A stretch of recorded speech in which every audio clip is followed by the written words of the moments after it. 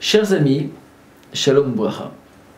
Alors, je sais que je vais toucher un petit peu un côté un peu qui est sensible, parce que ce sont des questions qui m'ont venues plusieurs fois, des gens qui m'ont posé, et à savoir, Béhémet, mis à part la hashkafa de la Torah, comment un mariage doit se faire, et d'essayer de voir un petit peu, voilà, de quoi a l'air un mariage qui est fait avec les traditions juives, et un mariage qui n'est pas fait avec les traditions juives. Alors, si on regarde un petit peu de quoi on parle, alors il faut d'abord bien comprendre le fond de l'histoire. On parle maintenant d'un jeune couple qui se sont rencontrés, qui s'aiment, qui ont beaucoup d'amour l'un vers l'autre et qui ont décidé de construire un foyer. Ils ont décidé d'avoir des enfants ensemble. Ils ont décidé, Béhémet, de vivre une vie sincère, avec beaucoup d'amour, beaucoup d'intimité, beaucoup d'union, de fusion ensemble, d'aller tous dans la même longueur d'onde, etc. Qu'est-ce qui se passe maintenant? On va maintenant fêter ce jour où ça va être un départ d'une union parfaite, d'un amour très profond. Si c'est ça le but du mariage, alors est-ce que la fête en question qu'on va émettre, on va exposer à l'extérieur, est-ce qu'elle répond à ce but? Quand on prend par exemple, on va commencer par l'histoire classique. On va faire une fête, ok? Donc, il y a un peu le fanfaron. On n'est pas tellement dans l'histoire de la Torah, d'accord? On n'est pas tellement un peu imprégné dans cette histoire. Et puis en plus de ça, il y a le monde entier. On voit que beaucoup font beaucoup de fêtes et beaucoup de soirées, etc., etc. Et donc il y a des problèmes de tsniout, d'accord, de pudeur. Et il y a des problèmes, d'accord. Je ne parle pas maintenant de la musique. La musique, c'est une autre histoire. On va en parler, mais au niveau déjà de la fête en elle-même. Alors, ce manque de pudeur, qu'est-ce qui fait? C'est qu'en vérité, de quelle fête on parle maintenant? On parle d'un mariage, on parle du boîte de nuit. Donc, si on fait une boîte de nuit, c'est très bien. Je n'ai pas dit, ceux qui veulent danser en boîte de nuit, c'est très bien, mais quel rapport avec le mariage? C'est pas une boîte de nuit. Vous voulez en boîte de nuit? Allez en boîte de nuit. Allez en boîte de nuit, faites ce que vous voulez. Je ne suis pas là pour vous dire quoi faire, mais ça n'a rien à voir avec le mariage. Le mariage, c'est un moment où le khatan et la kala doivent se retrouver. C'est un moment où que là maintenant, ils vont se concentrer à cette union qu'ils vont former ensemble, à ces enfants, ces neshamot qu'ils vont faire descendre ensemble, à cette vie commune qu'ils vont avoir tout au long de leur vie. Donc qu'est-ce qui se passe maintenant? Il y a besoin d'une grande pudeur entre eux. Il y a besoin d'un béhémet que tout va dans le même sens. Donc si maintenant je viens et on fait une fête, et maintenant dit Mazal Tov qui ses copains, ses amis, ses trucs, ça devient Mazatov. Qu'est-ce qu'on croit? On croit qu'avec tout ça, il n'y a pas des mauvaises pensées dans la tête, il n'y a pas des mauvaises pensées qui passent par-dessus la tête. Quand on voit par exemple, vous voyez le khatan qui est comme ça, et tout à coup, il y a un monsieur, je sais pas tel, qui arrive et qui dit oh, je sais comment ça s'appelle. Rachel, ou je sais qui, Rachel, Mazal Tov, et il prend Rachel, et il l'embrasse, il l'enlace. Le khatan, qu'est-ce qu'il va dire? Mais du coup, c'est ma femme. Je viens de lui mettre la bague. C'est ma femme. Qu'est-ce qu'elle fait avec ce type-là? Ah ben ça va, c'est un copain, c'est pas grave. Mais bien sûr que c'est très grave. Parce que qu'est-ce qui va se passer dans la tête? Ça réfléchit. Il faut comprendre qu'après cette soirée, on va se retrouver nous deux tout seuls. Et à quoi on va réfléchir? Qu'est-ce qu'on croit? On croit que ça fait rien du tout? Ça fait beaucoup dans la neshama. Et ça, des fois même on n'en parle pas. On n'en parle pas du tout. Mais ça crée des remords. Et ça crée des situations, des fois, qui sont très désagréables. Moi j'ai vu des mariages où les khatan et les kala se disputaient. Tellement ça a joué. Donc qu'est-ce qui va se passer? Il n'y a que des mélanges, que des trucs. Alors maintenant, qu'est-ce qu'on va faire? Ah attention, on ne peut pas être mévater, on ne peut pas dire non. Le slow, on est obligé de le faire. Mais de quoi on parle maintenant? Tu veux danser avec ta femme? Il n'y a pas de problème. Va dans une chambre, mets-toi là-bas, genre, fais le love story, mets de la musique, mets un beau slow, danse avec elle tranquillement. Mais qu'est-ce que tu as besoin de faire un cinéma? Et qu'on te voit en écran géant dans toute la salle, partout, on te voit. Tous les gens qui t'envient, ils vont te regarder, regarde le Aïna que tu mets dans ta vie. C'est incroyable. Donc il faut savoir maintenant c'est quoi le but. Si maintenant moi je veux, il n'y a pas de problème, vous voulez faire une partie, allez, après le mariage il est fini, demain elle est en boîte. Mais quel rapport avec le mariage? Le mariage n'a rien à voir avec tout ça. Le problème c'est quoi? C'est qu'on a tellement été rentré dans le système, et ça n'a rien à voir avec la Torah. Ça n'a rien à voir, je ne parle même pas de tsniout, je parle maintenant au niveau de la façon que c'est fait. Et donc, quand il y a maintenant toute cette danse et toutes ces choses-là qui sortent un petit peu d'ordinaire et tout ça, ça pose un problème. Ça pose un problème au fondement de la Kala. Donc, qu'est-ce qu'on va dire? Ah, mais j'aime bien la musique, j'ai envie de danser et tout ça. Il n'y a pas de problème. Je vous assure, il y a tellement une simcha quand toutes les copines de cette Kala viennent pour danser avec elle. Et essaie de l'apporter la simcha. Et le khatan, il danse avec tous ses copains, tous ses amis. C'est très pur et c'est très sain. Mais maintenant, quand il y a toutes ces fanfarons, tout ça, le petit danse avec celui-là, le petit danse avec celui-là, tout ça, entre nous, Bémet, viens, on soit sincères. On réfléchit un petit peu, ensemble.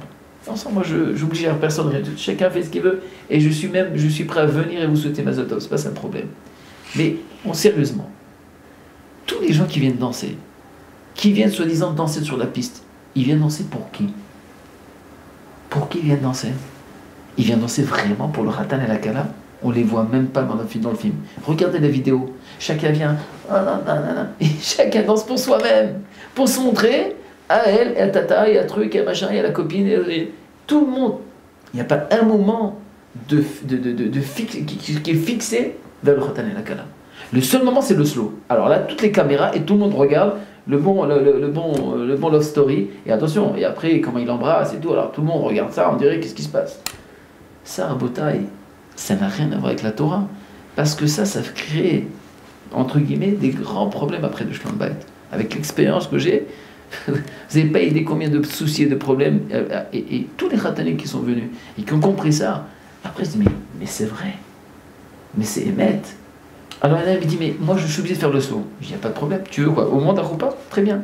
Fais la séparation, et fais aussi une petite, comment dirais-je, comment ça s'appelle, des méritzot, comme ça, et personne ne te regarde, et tu rentres dedans, et tu vas danser, avec un saut.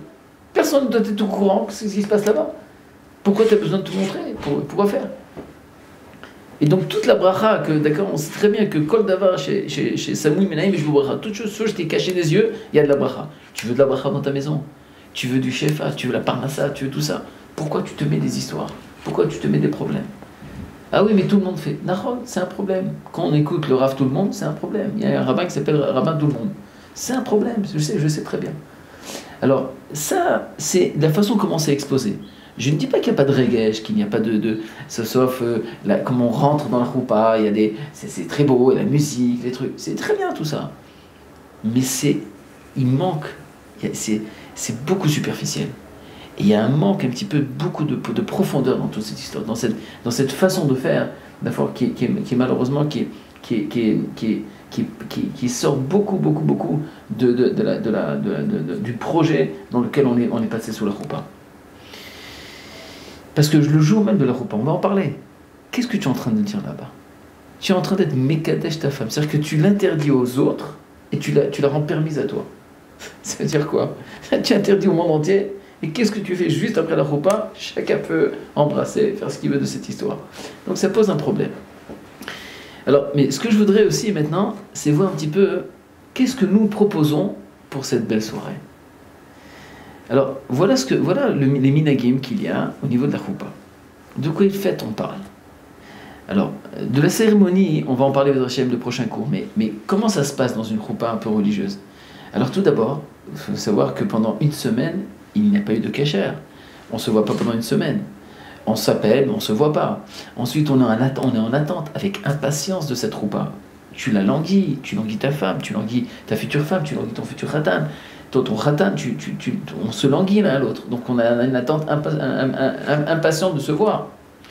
Maintenant, quand on fait une séparation au niveau des danses, d'accord, et au niveau, on fait une belle séparation.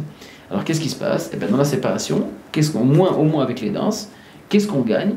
On gagne qu'il n'y a pas tout ce fanfaron. On gagne aussi que le khatan Béhémet, il danse avec ses amis. La Kada, elle danse avec ses amis. Ah, on peut se retrouver? Bien sûr. on peut organiser un système de Cheder Yichud, ça on va en parler, Bezrat Hashem.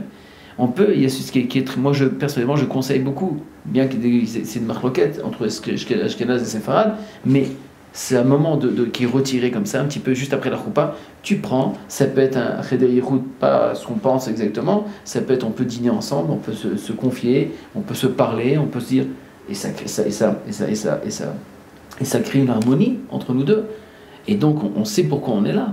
Ensuite, on commence à danser, on mange, on dit Mazal Tov à tout le monde, et on commence, bon, moi les danses sont séparées, on gagne beaucoup de choses. Et il n'y a pas cette jalousie qui se crée, il n'y a pas ce mal, ce Yetzer Hara qui rentre partout.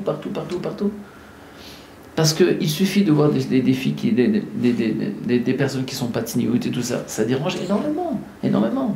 Si maintenant chacune qui va venir dire allez Mazal Tov, on va embrasser le Khatan, la Kala, qu'est-ce qu'elle va dire? Ah, j'ai vu son nom, une ancienne amie, des amis, et ils ont ça dégénère, et ça crée des argachotes, c'est-à-dire des sentiments qui sont à l'encontre de tout le but de la choupa. Donc, c'est vrai que, mais le problème c'est qui est fréquent aussi, c'est que des fois les familles, ils imposent, non, on paye le mariage, on veut une belle fête, comme on a l'habitude chez nous, c'est-à-dire de faire la fanfaron et tout ça. Alors, ce qu'il faut essayer de faire, il faut trouver un compromis, c'est-à-dire, c'est clair que si on arrivait à tout séparer, c'est-à-dire les hommes et des côtés, les femmes d'un côté, on mange d'un côté, on mange de l'autre, etc., c'est la meilleure chose. Si on ne peut pas, alors il y en a beaucoup qui essaient de faire, au moins ils arrivent à faire au moins pour la choupa, au moins faire un moment de séparation au moment des danses.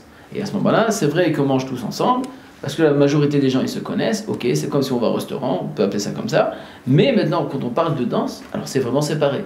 Ou alors on met des michitzot pour les femmes d'un côté, et les hommes, ça peuvent danser sur la piste, ou alors si vous voulez, peu importe. Mais en tout cas, il y a une séparation entre les hommes et les femmes au niveau des danses, que ça, c'est, même al pi halacha, c'est un très grand problème. Mais non, mais qu'est-ce qu'on gagne au niveau de l'ashkafa? On gagne mettre le but de toute la raison du mariage. Et que Bémet, ça crée, on évite énormément de problèmes. Mais non, mis à part ça, si Bémet, après tous les efforts, on veut vraiment le faire, mais la famille, c'est il n'y a même pas à discuter.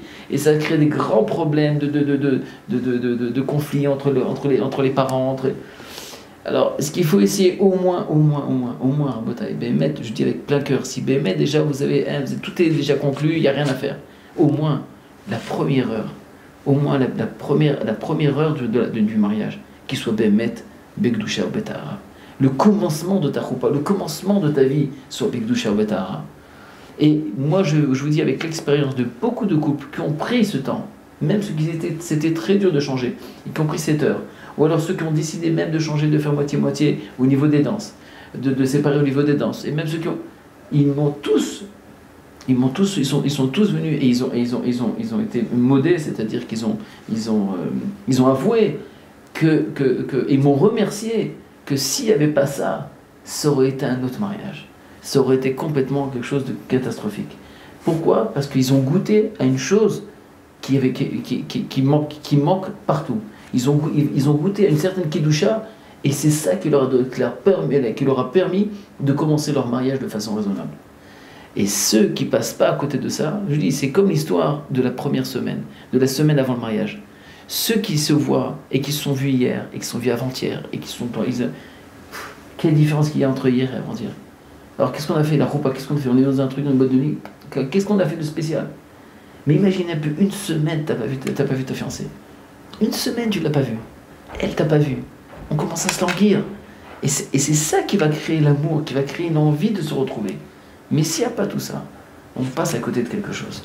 Même si on croit, et c'est pas une question de Torah, c'est les Tova, c'est pour vous, c'est pour votre bien. C'est pas une question de Torah, je répète encore une fois. C'est pour votre bien, c'est pour le bien de l'amour du couple, c'est pour le bien de cette sincérité profonde, et cet amour profond, et c'est l'endurance du couple qui va avoir. Et c'est comme ça qu'on peut créer une harmonie dans un couple. C'est parce qu'il y a toujours cette retrouvaille, et ça, Rabotai, ça crée des liens forts et solides, et avec ça, on peut commencer la route. Alors, ce qu'on va essayer de faire, Bezrat Hashem, la prochaine fois, c'est essayer de voir un petit peu quel est le seder de la choupa, parce qu'il y a beaucoup de khatan, et ceux qui arrivent, ils sont un peu perdus, ils ne savent pas comment, quoi faire, qu'est-ce que je fais, qui c'est qui va avant, qui c'est qui va après. Donc on va essayer de parler un petit peu des certains minagim, et au niveau de la halakha, comment ça se passe, au niveau de toute la cérémonie de la choupa, et comme ça on sera prêt, Bezrat Hashem, en vous souhaitant à tous, Bezrat Hashem, que chacun trouve son khatan et sa kala, et que Bezrat Hashem, vous arrivez tous les personnes qui m'écoutent, Bezrat Hashem cette année arrivent tous sur la choupa, Amen, Ken Yeratzon. Et ceux qui sont déjà sur la choupa, Bezrat Hashem, alors qu'ils puissent marier leurs enfants, Be Gdusha ou Betarama, Amen, Ken Yeratzon. À la prochaine fois.